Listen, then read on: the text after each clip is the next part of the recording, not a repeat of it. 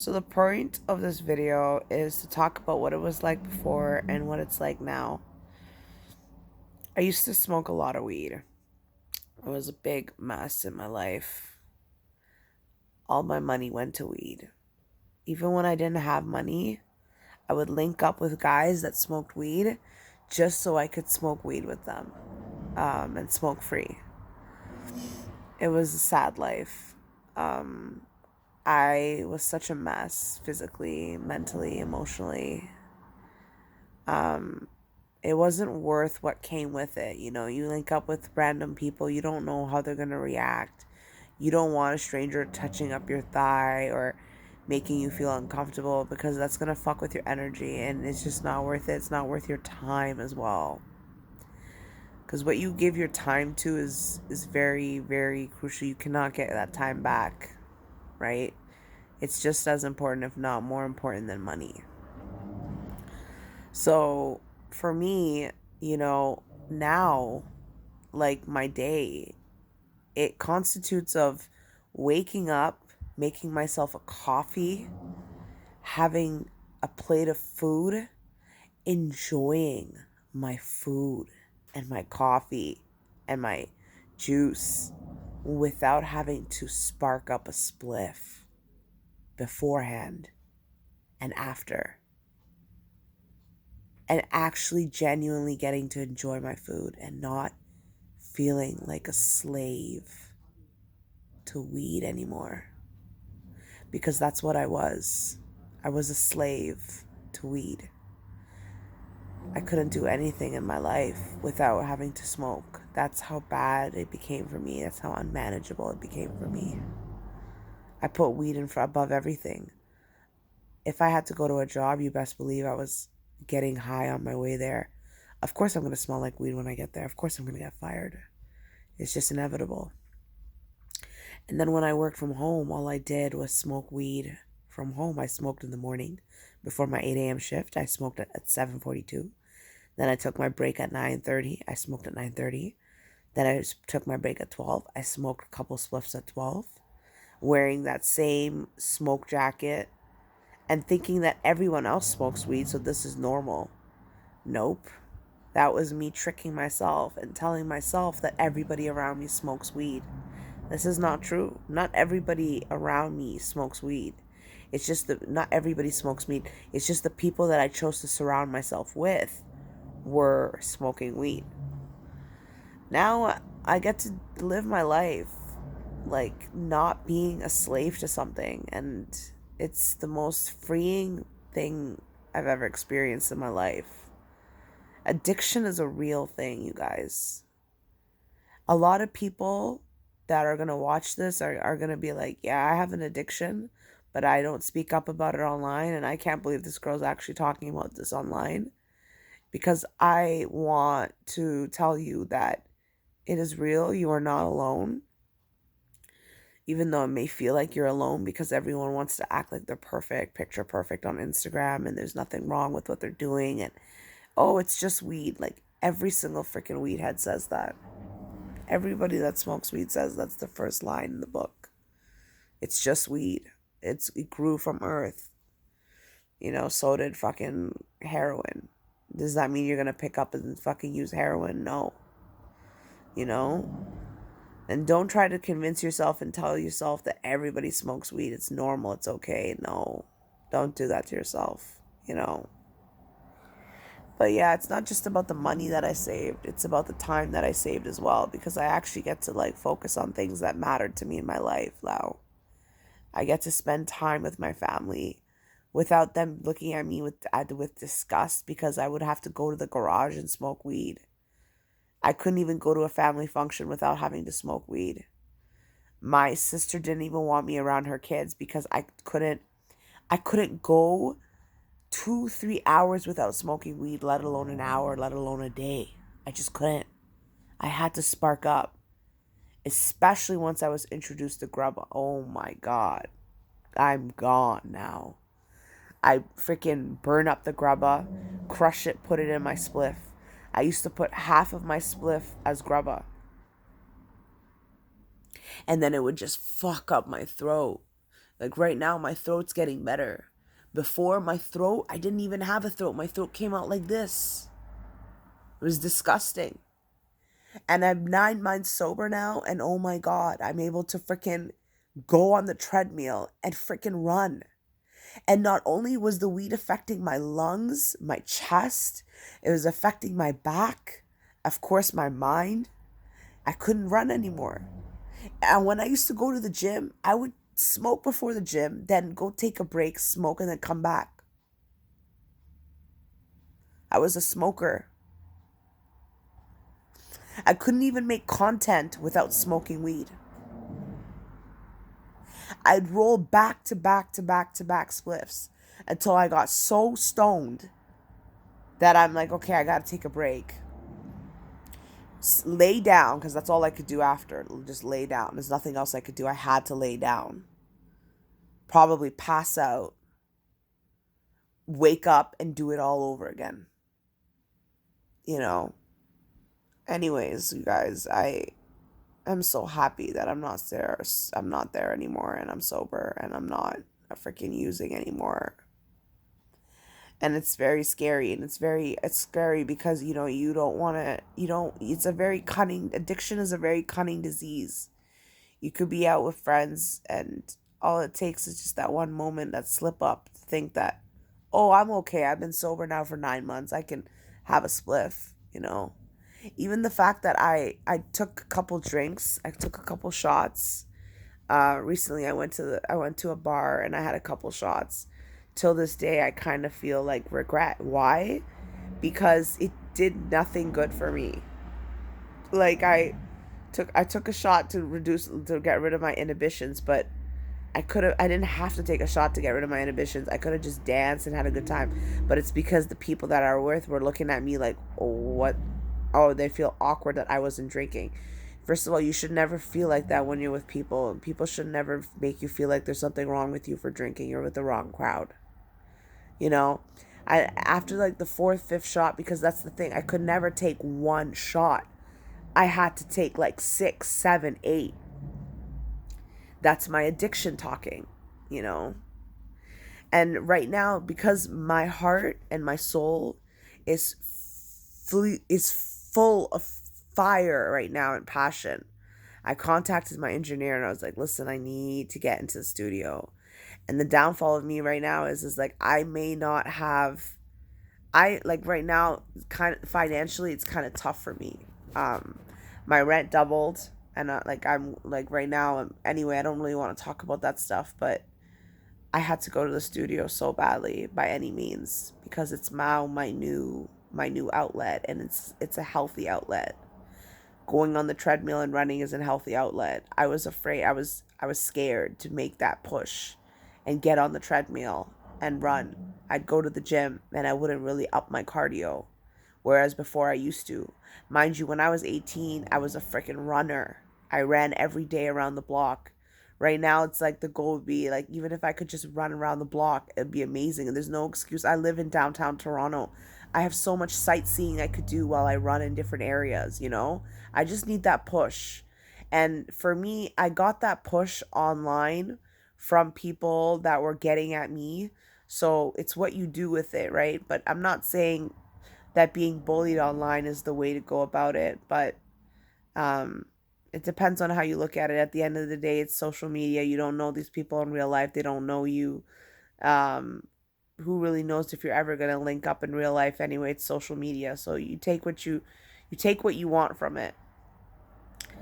All I can say is that if that was the old me on social media, man, I'd be smoking up so much, just dealing with the pain that people would give me. Like, oh, people bully me, people call me fat, people call me ugly, people call me a slob, people call me all types of names online in these like chats that I've entered and stuff like that, live on Instagram lives with certain people.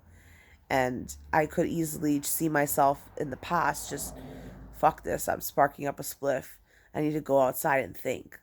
What am I doing? I'm going outside to go spark a spliff and then come back in and spark another one and come back and spark another. For what? I don't do that anymore. I don't need to. I've kicked the need and the urge and the compulsion and the obsession of smoking. And it was not easy. It is a very, very hard, tricky thing to do, you know? Like for me, I had to go to rehab. And when I went to rehab, I got introduced to the 12-step program. And the 12-step program is Marijuana Anonymous. So now I'm in Marijuana Anonymous. I did miss my meeting today, but I can hop on one anytime I want because they run 24/7, like Narcotics Anonymous, because it doesn't matter when addiction is an addiction. And it doesn't matter what the substance is, you could be addicted to whatever, right? It could be cocaine, it could be weed, it could be alcohol, it could be other substances. An addiction is an addiction, you know? Somebody that's addicted to freaking weed may not be an alcoholic. Somebody that's addicted to cocaine may not be addicted to weed. It's whatever your choice of drug is, you know? So right now, I feel like no matter what happens, no matter how many bad stuff happens to me in my life, and God forbid anything really scary happens to me, you know, like I'm able to, you know, cope, manage it so much better now because I'm not smoking weed anymore. It was my only outlet to deal with my problems, was to spark up and smoke weed. And I don't do that anymore, you know? I live in a clean home. My house doesn't smell like weed. I don't have grubba under my nails. I don't smell like fucking grubba.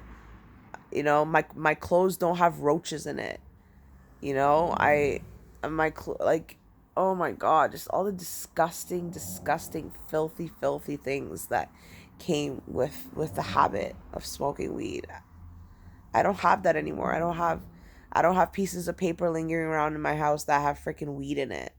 I don't wake up in the morning sighing, huffing and puffing, sad because I I freaking need to go pick up weed, or oh my God, there's the weed. I need to smoke again because I can't stop.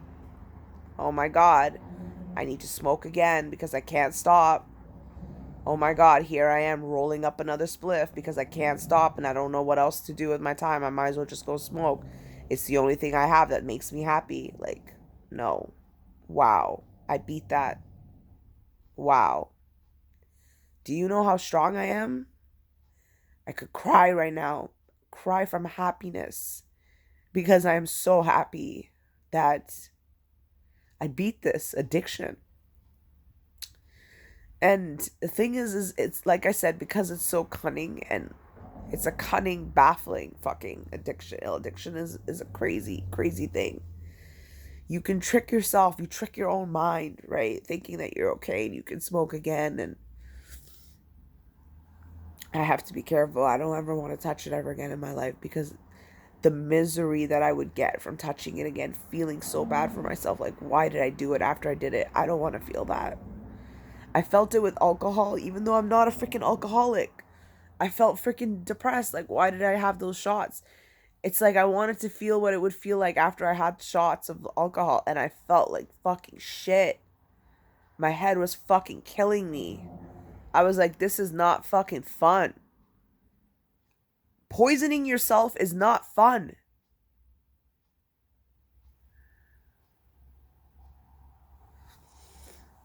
Anyways, one more thing I'll say to you guys is that for me, I didn't want to smoke weed anymore, but I couldn't stop. And I know that I hit so many rock bottoms that I wanted to literally end my life, you know? Because I was so sick and tired of being a fucking slave to weed and literally living to smoke weed. My whole life revolved around picking up weed, smoking weed, and that's it. Everything else was second to that. And it was like that like, I'm 30 right now, and it was like that from probably 22, 21 till now. And it starts off slowly. When I was 21, 22, I would go outside to smoke weed, link up with strangers, smoke in their cars. By 24, I met a girl, and she showed me how she would only smoke with just her one smoking buddy. She made me her smoking buddy so that we would take turns picking up the weed because it was expensive. Just for one session would cost like 30, $40, you know? You save yourself a little, next day you got to pick up again a twin, or pick up a half quarter, or pick up 30, $40 worth of weed. That's expensive. You know, and I had nothing in common with the girl except the fact that she smoked weed, you know. And then I got introduced to grubba. And then at that point, I needed to find my own grubba link. So I got grubba link, and then I started hanging out with another person and smoking at her house because she had a crib. So I knew that I could go smoke somewhere that's warm because I didn't have to smoke in a car anymore in a parking lot. I can't smoke in my house. I can't bring people over to smoke at my house. She couldn't do the same, but I had a car. So we would find a little spot somewhere where I'd burn gas, burn my car up, whatever. The danger of even getting caught by the police smoking up and freaking getting stoned in your whip in a parking lot. And then after that, then it's like, okay, let me meet somebody that smokes in their crib, because then I'm safe and I don't have to worry about police. Now you're becoming codependent to somebody, going over their house, fucking smoking weed, nothing in common except the fact that you're smoking weed. You don't even know who the fuck the people, you don't even care, because you just want to smoke weed. And that goes against your morals and values, and you waste your time. You're 26, 27, 28 now. You move out to your own place, and all you do is make your own house into like a fucking trap house. You smoke day and night for over a year at 28 in somebody's basement. And then what do you do after? You get kicked out because they don't want you there. Make up an excuse, whatever it may be, you know. You cut. Now I'm 29, turning 30, 29, 30, living in Ajax in a basement apartment with two housemates that are 21. Not a good mix. 21-year-olds always think that they know everything, they're top of the world. That's fine. But the blessing behind that was that living with those two girls that didn't smoke weed made me feel like, wow, there's something wrong with me. Like, these two girls are able to completely function like how I used to when I was 21. I fucking didn't need to smoke weed every day. I wasn't addicted like that. I smoked morning and night. They saw me get up and get ready, smoke morning and night. My landlord upstairs hated me. She kept complaining that there was weed smoke coming. I'd be like, I'll stop, but the next day I'm smoking out the window because it's winter time and I don't want to freeze my ass off outside. But living with those two girls is what caused me to realize also was one of my rock bottoms, where one of the girls basically said to me that, like, I will never stop. And for a stranger to tell me that I will never stop smoking, it really hit me hard. And I was like, I can't do this anymore. And then I had somebody else also tell me that somebody else that was so overweight and just to me was like there's no, like, so messed up, that told me that basically no guy would want to be with a fucking drug addict, a woman that smokes weed morning and night. I was like, what am I doing? What the fuck is wrong with me? What happened to me? I became a fucking fiend. And then I was like, nah, I need help. Before that, my mom would get forms on me. Police would pick me up, take me to the hospital. But I never actually cared to get clean. I was like, fuck this. I'm going to go fucking smoking weed. You guys can't stop me from smoking weed. I need to smoke weed. It was when I went to the rehab program and I actually learned what addiction is, how it works, like physically with your body, mentally, the obsession of it, the spirituality, because it's an illness of spirituality as well. People are spiritually sick, right? Protect your energy, protect yourself. Don't fall for peer pressure, especially the younger crowd of people. If you follow me, just know that. Don't do it. It's not worth it. People may seem like they're cool and it's the it crowd, but believe me, they disappear. They're not your real friends. And you end up alone. And when you hit rock bottom and you're living in a car or you're living in a fucking shelter, different shelters, you realize that there's really no one there for you and no one's going to help you pick up yourself, pick up your shit. Nobody will help you. You need to help yourself. Okay? Anyway, yeah. I'm just happy I'm not smoking weed anymore like a freaking fiend, and I don't have to do that. I don't have to wake up in the morning to smoke weed and smoke weed. I don't have to go to bed smoking weed. I don't have to smoke in the afternoon. I don't have to smoke on my breaks. I don't have to smoke before I freaking go to freaking eat. I don't have to smoke after I eat. I don't have to smoke before I shower. I don't have to smoke in the shower. I don't have to smoke when I link up with somebody. Yeah. Anyways, guys, that was my little pep talk for today. I hope you guys liked it. Let me know if you want more. I could tell you guys lots of stories. Bye.